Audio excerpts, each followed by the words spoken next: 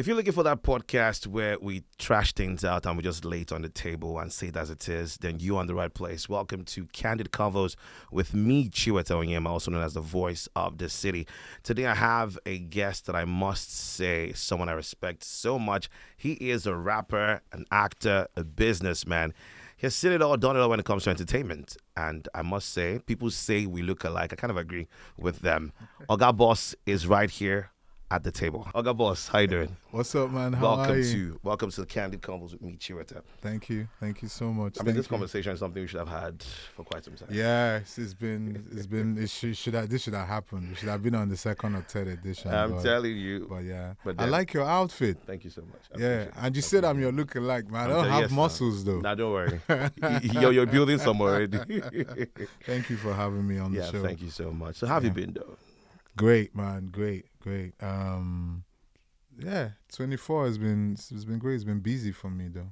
Yeah, I've been working, putting out music, promoting music, shooting content quietly, just trying to, because I have a television and visual side as well. So I've just been, these days I just come up with the idea, I go straight to shoot because I don't want to sit down with clients and start to show them PowerPoint presentations, slide after slide, or start to give them what's in your head. You just give them an episode of what you want. Yeah, and they look at it and like, oh, nice, think we like it. So I've been very neck deep in production, this year. But generally, it's been good. Okay, let's do a little flashback now, in retrospect. What was life like before Illbliss? I think I want to name that one Toby, because that's a real name now. Toby Chukwu, yes. I grew up in the southeast. I was born, raised in Enugu. So all the levels of education I acquired out there, from nursery, primary, secondary, and eventually University of Nigeria and Nsukka. Studied psychology, and political science, combined social sciences, and then graduated.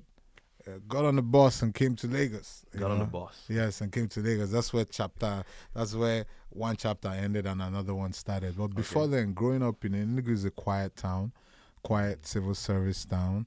I found rap music when I was in high school, when I was in secondary school. So I stayed on it, fell in love with the culture and the art form, and then rapped all through uni. It was a big deal in uni, just doing a lot of shows and honing my skills and just always hearing things like, oh, you need to come over to Lagos at some point. You need to come, you need to relocate. That's where you can chase your dreams, and so on and so forth. So that was me. Just life was quiet generally. I wasn't a very noisy person, but with music, I was very passionate about it. I just went to uni like every other Southeast kid, before coming over to the big city of dreams, Lagos. Okay, and when you came, when it comes to talking about you, the first time I came across your music was you go window, where you were walking up that staircase, taking off your suit, with the suit, with care and the likes. And we can't talk about OGA BOSS without mentioning Suspect and Clarence. Tell me, how did you meet? So how do you meet Clarence? How do you meet Suspect? How do you meet Kel? So I met Clarence through a friend of ours, Ayo Banjo, very, very good friend of mine. It's been my day one. A guy that supported me immensely. We met through another hip-hop crew called the Rooftop MCs. Oh. Yeah, so Banjo was one of the founders, strong supporters for Rooftop MCs and for Christian music as well. So we all used to converge at Lagos TV, at LTV, on the ground there in the premises. We always used to have our hip-hop, Buki, the female MC, and then Rooftop MCs and myself, and so many of us would just get together and just keep talking about how we're going to push the music, how we're just going to be accepted. We were like some aliens that just dropped off a spaceship and just met themselves and just kept tapping into each other's energy, because rap was in its very infant stages at that point, so. And then we discovered we had the same style of music, the same genre, so we stuck close. Banjo introduced me to Clarence, so I was with Banjo talking about how I was going to navigate this business and how it was so tough doing it by yourself. And then Clarence was seated there, editing on the system. So And then Banjo says, yo, Clarence, meet Illbliss, and vice versa. And then we started to talk. And Clarence said, listen, man, that he shoots videos. And I had heard about him, through a good friend of mine, Ella Jo. So Ella took me on the stylist set, took me to the stylist set where Clarence was working with DJT. And then I saw how creative he was on set. He was all over the place. He was calibrating the cameras, he was supervising the set builders and everything. And I just filed it away somewhere in my head. So fast forward to that moment when Banjo said, you guys should just get together and just collaborate. And Clarence said, listen, I have a small label called Capitol Hill Music that I just started. I'm trying to come up as a filmmaker and as a video director as well. I have this partner called Suspect. He's been my partner. We grew up in Ipodo in Ikeja. We grew up, together. So while I went off to film school, he kept studying sound. And then I have this artist called Kel that I just signed, and I just like you to meet them. Pow. And that's how it started. So the next time I sat with them and I'm like, okay, I have this record called You Go Wundo. Let's see how it works. Let's see if we can put them, get together and make the record. So I had 2 verses on the record on the original version. I opened it up and Suspect got on the 3rd verse, then Kel got on the 2nd verse. Clarence shot the video. The video cost us about 30,000 naira. Oh, wow. Yeah. But then that was big money. The things that it was is a lot more. But the things that video did for me, and we shot that video in 2007. The things that video did for me, it opened up, like it put a lot of spotlight on me as a solo artist. And then I went on to do Ayepo Go with Terry G and the rest of them, So that's how I met Clarence and Suspect, and we've been family ever since then. Wow. Clarence and I went on to start the Goretti Capital joint. What does Goretti mean? Maria Goretti, that's my wife's name. Oh. Yeah. So when I was coming up in music, I needed a label, sort of like my own Maven or like my own Chalk City, and I needed a name. I needed a name that was different. So I was just going through ideas and stuff, and I'm just like, okay, it'd be nice to have a company called the Goretti Company, because it doesn't sound normal, And then so that's how the Goretti Company was birthed. And my wife's name is Maria Goretti. Like I say, we're Catholics, so that's our Catholic name. Yeah. He has this gangster. It is. I'm fascinated by the mafia. I'm fascinated by not the crime, but fascinated by the structures they put in place, how much diligence that they put into their businesses, and how they stay in clusters, how they stay in families.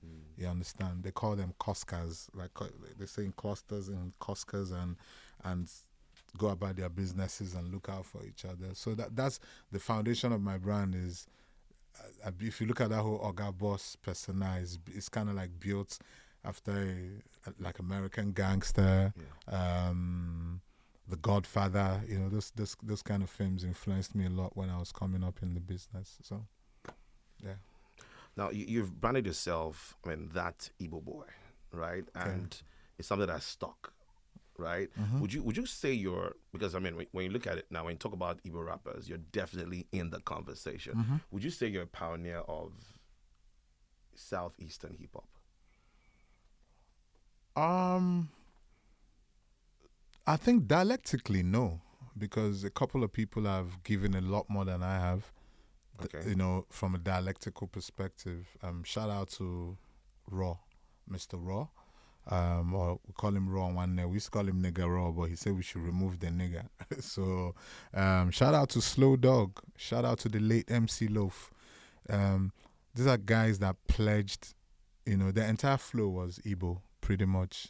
I didn't start off like that. I started off rhyming in English, and I always had the Igbo choruses, but just never felt I needed to make everything, dialectical. So, but in terms of the exports from the Southeast that became that that grew their notoriety and grew their reputation, and then became like successful figures in the business. I'm somewhere like really up there, thankfully. So I feel like that also is as important as what Raw them and Slow Dog and etc. did for the game. Yeah, because you can't talk Southeast hip hop, legends, and I'm always on that list, thankfully.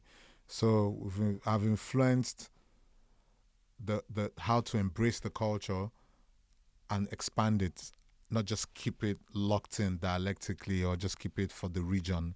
I'm not a regional artist. Like I'm a lot bigger than that, So yeah, so I guess I've impacted in the Southeast in the conversations. I've also inspired a lot of people. So I hear.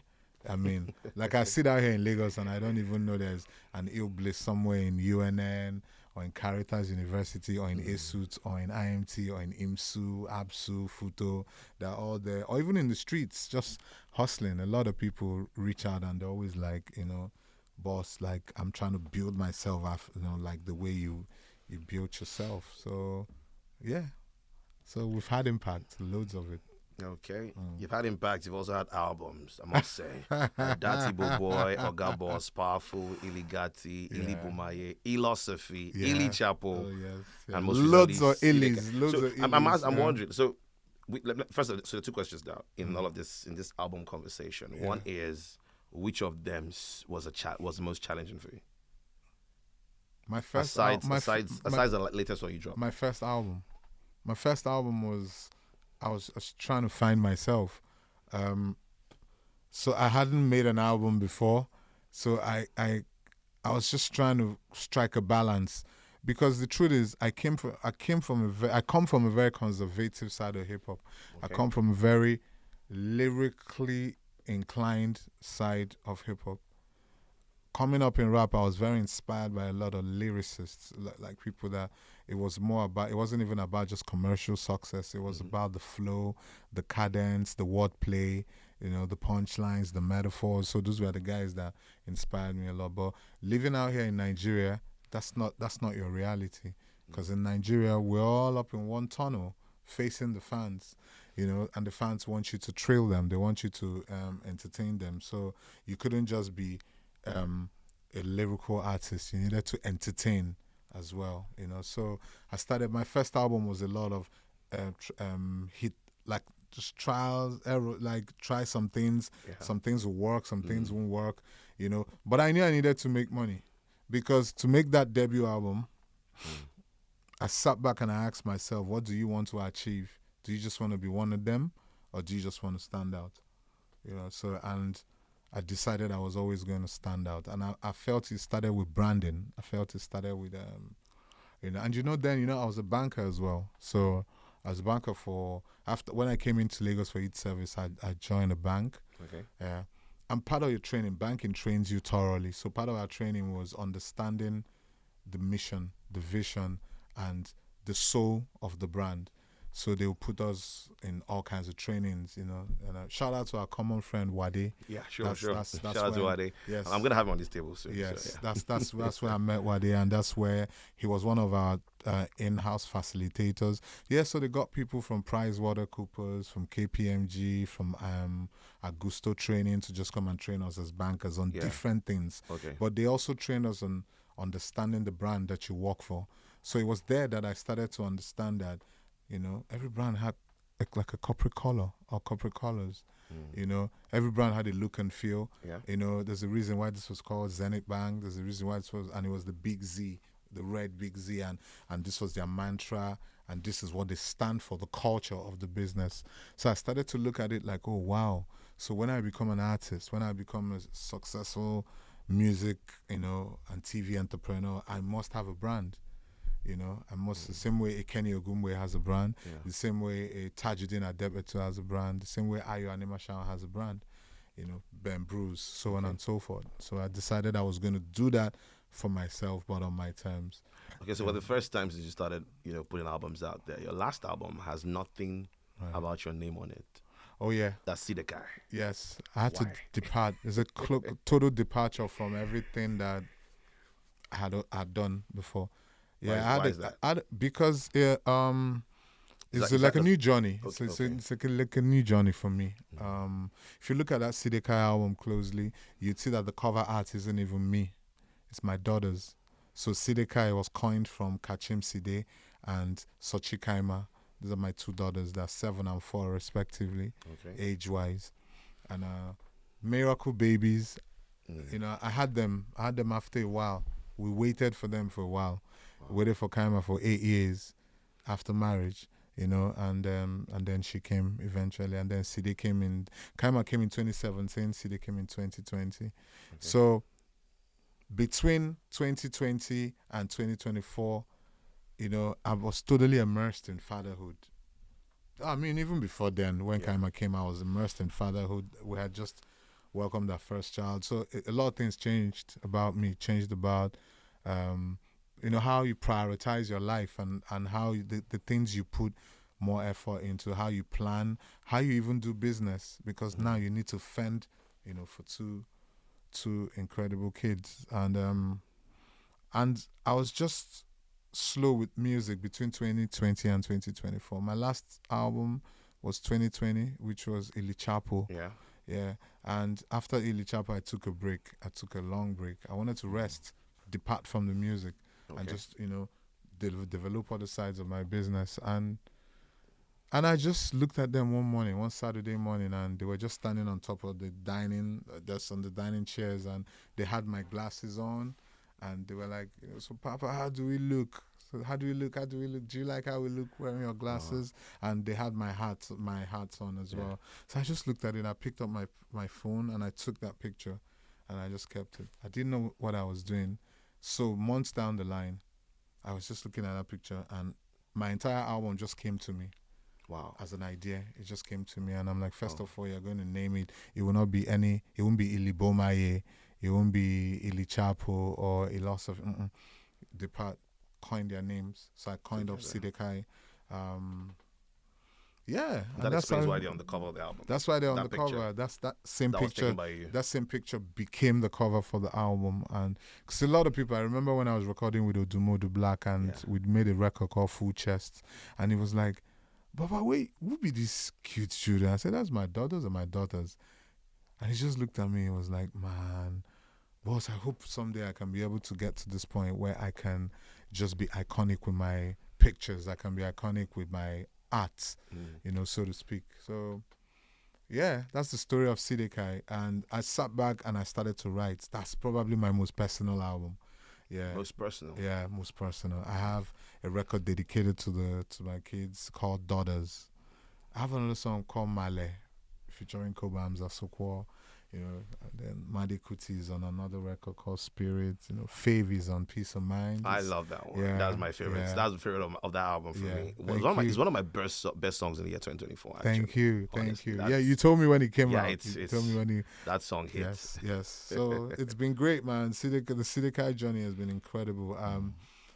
I'm patient with that album. I'm going to make sure that, even if it means staying with it for 2 years, because 16 incredible records, you know, they must get pushed, one way or the other. All right. So let's talk about Chidinma.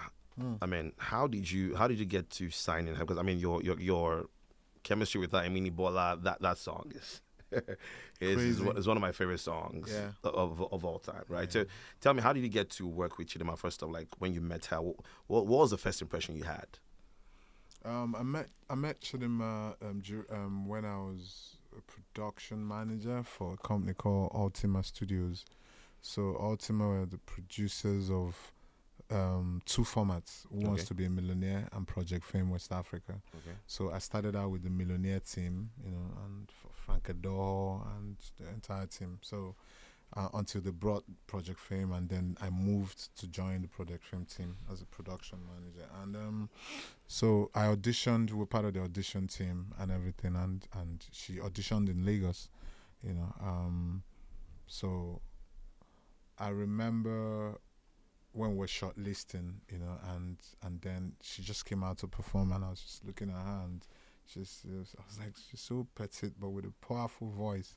You know, I'm like, who is this, you know, frail-looking young woman, you know, with such a big voice? And she went on to win the show, And after winning the show, that was around the time the Goretti company was taking flight. So I needed artists to experiment and also to learn and also build up my resume as a management company, so to speak.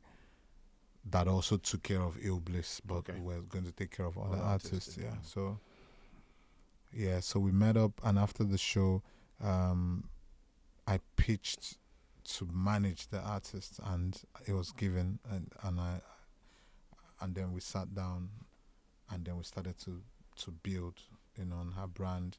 Initially, I almost really didn't know what to do with her brand because she was coming from the church, and so it was all church vibes, 100%. So I kept wondering, how is this young woman going to survive in this business, in this, growing, dynamic, ever-changing Nigerian music space? So I went and I sat down with my good friend Clarence, and we got into a partnership as well. We already had the Capital Goretti partnership, but so we took up Chidinma and signed her fully as an artist and started to develop, the brand, started to tinker with the whole, so you are Chidinma, but you have an alter ego called Miss KDK.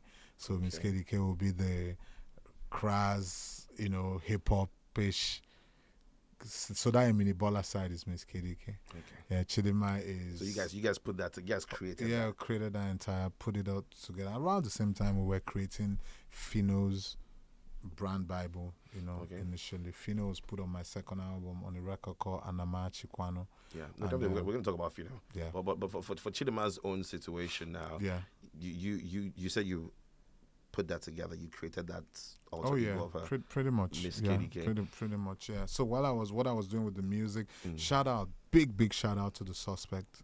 Suspect wrote like loads of records for Chidinma. For Chidinma as well. Directed. That was her vocal director. That was almost like a creative.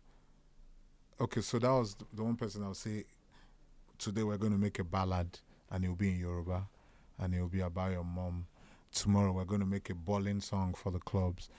So Suspect spent a lot of time with her. She was Suspect's muse, and she has a great relationship with Suspect. So they worked very effortlessly, and guided her vocals. Made her a lot more confident. Clarence. So what Suspect was doing with the music and the writing, Clarence was doing visually. So because Clarence made those videos that also now blew her up, but in terms of the brand, the look and feel, the short curly hair, with all the Adire type dresses, it was pretty much myself and of course Clarence as well, working hand in hand, and of course with Chidinma herself as well, because she surrendered herself to be branded in that way, and so she contributed to her, to building. Take us back to the day. Take us back to the day she said she was done with Capitol Hill. Did she send you a message? Was it guys, let's meet, let's talk about it? What really happened? Her contract actually got terminated before, like I always feel like I know when the artist needs, I kind of feel like I don't want to keep artists for too long. So I always told clients, I said, this contract is not going to outlive itself. It's not going to live to the end, because we had renewed a couple times. After 2 years, we'll renew again, change sharing formulas, in most times in the artist's favor. You understand? So I told clients, I think that there were like 6 months or so left on her contract, and I told clients that I'm done. I think Chidinma is good to go. I think she can run it by herself now. So it wasn't even it was never a scuffle. I've never had issues with artists where they come and they're upset and they don't want to stay anymore. I would suggest to you, I think it's time for you to go. I think you can do it by yourself. So, and that's how I am. I build and just let it go and hand over, build. So when you start staying too long, I don't know. People just want to go. People want to go eventually. So I want to relive the moments. Like the moments I have working with Chidinma are very incredible moments, very amazing memories that we created with the music, created with, just we're like a family. We're just like a gang. And everybody in the industry, couldn't really understand how these guys were operating from Omole. You understand? They were like, man, we were like, because we were not defined by the music industry, so to speak. We came in, we had God. Well, we didn't have Godfather. Didn't have a Godfather. We didn't have a Godfather. We had God the Father. Yeah. You know, is a mantra of mine, and I keep telling my team. So you work tirelessly. Clients, you make the best videos. Suspect, make the best beats. Chidema, sing the best songs. Illy, make the best hip hop records. You know, so it was good, and till today, I mean, I always know that artists have to come and go, and I always know when to say, it's time. It's time. Let them go. So when you were letting her go, were you expecting that she would go gospel? Because you said she was good at one time. You let go. No. It was time. I knew that. You know, a part of her would go back to the church. Yeah. I think the last record we made for her was called "If You Know We God, If You Know We God." Where for day, waiting out for do. Yeah. But it still had, you know, Lamba. It was still a Lamba. It was still a jam. You understand? But I knew that she was going to eventually go back and make, you know. I mean, she never made any music. She never made raunchy music. You know, we preserved her entirely. You understand? Just made sure that she always made music that she could defend with her full chest. Music that wasn't going to make her look like, you know, because then she wasn't a baddie. Yeah. She was a sweet, you know, young girl, you know, petite and sweet. So we kept it around, we built around that. It wasn't an easy brand to build because you now had to break a lot of things that she had learned. Chidema was very, you know, entrenched in the choir in her church. You understand? So you can imagine Friday, Saturday, you go for shows. Then Saturday evening, you now go for choir practice. And everybody's looking at you in the choir like, you sinner. Like you've gone to turn up. I saw you on stage with the band, or I saw you on stage. Are you leaving us? You know, so she had that dichotomy going on in her life. Okay. But I always used to tell her, listen, music was created by God. God has the biggest, flyest, most gifted choir in heaven. So it all came from God. So I didn't know. So I knew she was, I feared a bit for her. I was like, okay, I pray that she can be able to keep the momentum. Do you think she has? In the right now? Well, I always expect more because anybody that is like I mean, look at Fino's Fire now. You understand? Like I have prodigies that they go hard. They never stop. You understand? So I can't say I'm blown away by the consistency. So you're not blown away by the consistency of Chidema right now? No, I'm not. I feel like there can be a lot more music. I feel like, you know, and then again, in terms of experimenting, but then again, if you also need to understand that team was me, Suspect, Clarence. Yeah, okay. Headed by myself, but I had my guys. Suspect is like having 20 writers on your team. Clarence is like having Lionel Messi and Ronaldo, and see Ronaldo on your visual team. You know, so it was like a squad that was put, you know. So now I don't know who she works with now. I don't know how ginger they are. I don't even know how inspired she is to make music. But every now and then, you know, a song comes out, or maybe she's just doing something else with her life and just. Did you guys talk? When was the last time you spoke to her? It's been long. It's been a minute. It's been a long. You guys don't communicate. No chat whatsoever. No checking up. Nothing. Is that intentional? No, it's just. I guess we just drifted. I guess so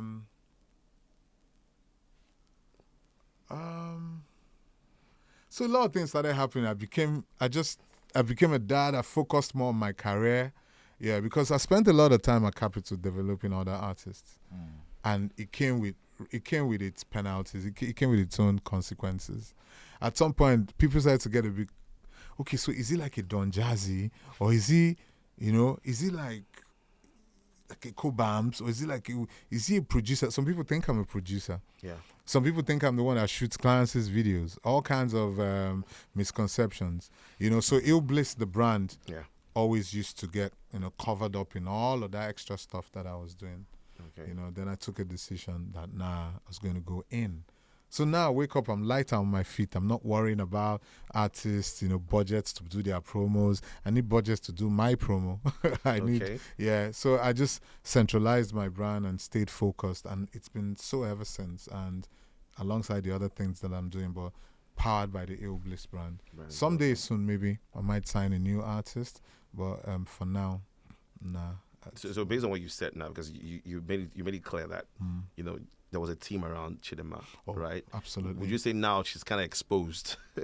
Now that the team is not there anymore. But the truth is, maybe this is even how she wants her career. Maybe she doesn't want to be super back to back consistent with the music. And then she's grown as well, I guess she's thinking about other things. Probably owns businesses on the side, I should call her. Yeah, I'm her big brother, so I should be the one to reach out. But things just happen so fast. Yeah, and then she started working with other teams and everything, and I was trying to focus on my music as well, So yeah, but I'm here. She knows it's one call away. Okay. Yeah, and Chapo is always there. I'm always there. Now talking about other artists you signed, given that it looked like though you kind of focused on female artists. I mean, there was this Fefe, there was Miss Kiss. There was Miss Kiss. Was that intentional? Why female artists? I just felt that the girls just needed more push, more platforms. I felt the boys have always been privileged in the business. Privileged in the sense that not like things were handed to them easy, but I always felt I was always a man's tough, and the girls kind of just needed to be guided, protected, and developed as well. Okay. So what's going on in the music scene now? I mean, you look to your left as a Thames, you look to your right, Bloody Civilian, you look to the front, RI Star, you look behind you, Nini, Yemi, Tiwa, all the OG chicks are still there, still buzzing. You go here, you see Tenny, you go to your right again, like it's just Fave as well. Like then there's Fave in the mix. It's incredible. Like this was it. This was what I had in my head when I was trying to put all those girls on, because I just felt like, women bring so much color and just bring so much sass and and finesse to the music business. So it wasn't even.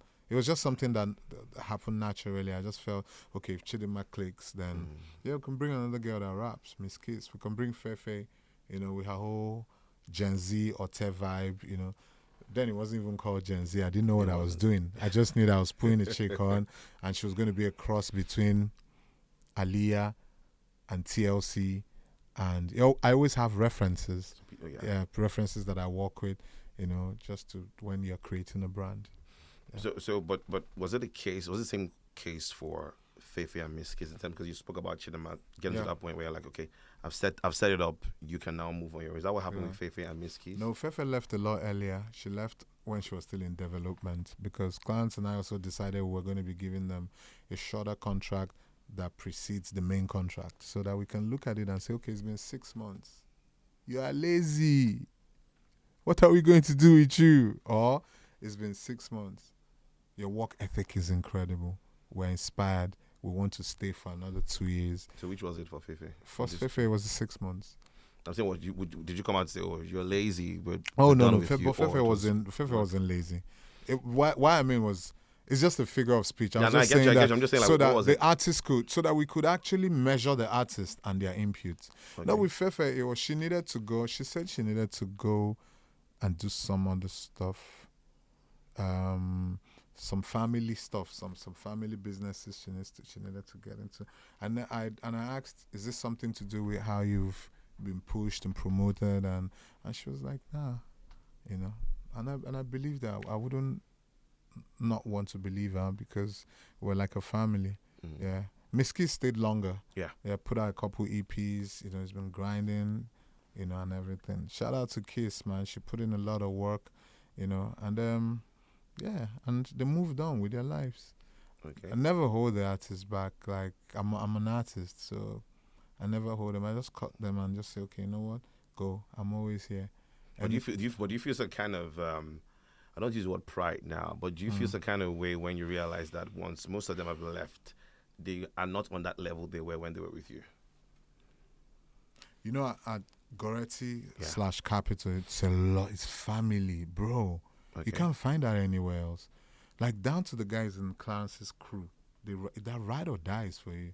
If you're shooting stuff and you need content to be developed for you, can speak to some director here or there, some lighting guy here or there. They go in for you. You can speak to the guys that handle security, for the shoots. They'll come out for you. So you see, it now becomes like a multitude of people looking after you. Okay. When you leave, it's not always easy.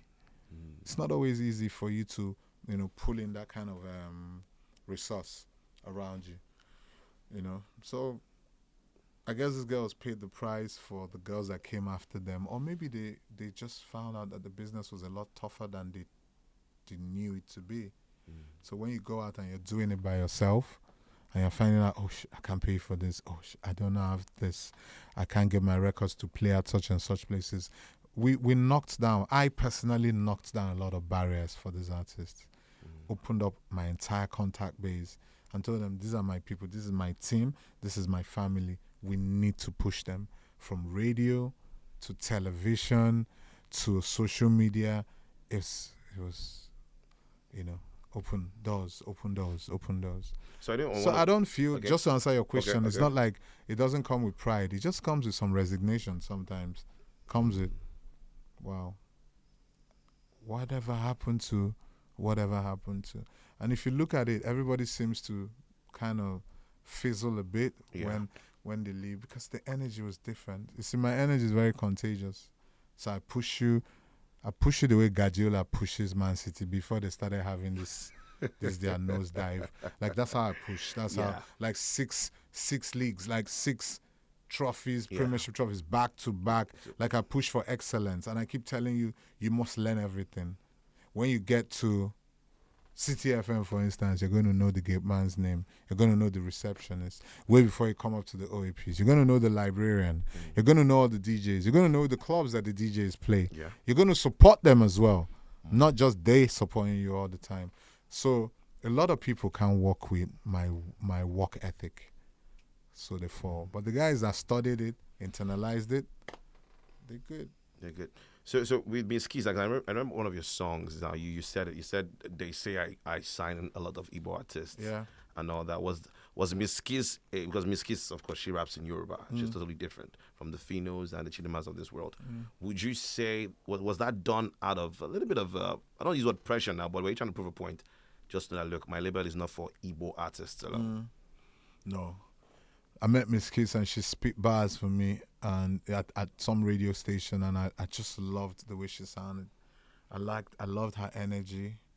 I was like, but I also spoke to myself and said, would she be where would she fit as a brand? Are they really ready for a female lyricist that raps in Yoruba? Now, I asked all those questions, but I still went in, regardless, introduced her to clients, and then started to work on her brand. So for me, it was just a young girl that was a hustler.